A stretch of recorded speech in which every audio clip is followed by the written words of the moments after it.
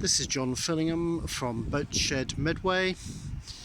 Here we are today looking at this Hardy 20.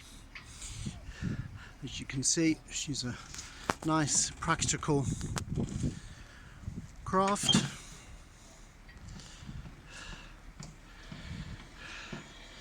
With also a couple of outboards at the back, one main 75 horsepower and a spare reserve of 4 horsepower.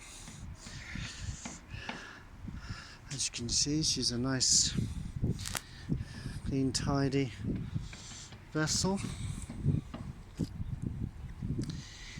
If you do have any similar boat for sale that you wish to bring to the market, then please contact Suzanne at boatshedmedway.com. That's www.boatshedmedway.com.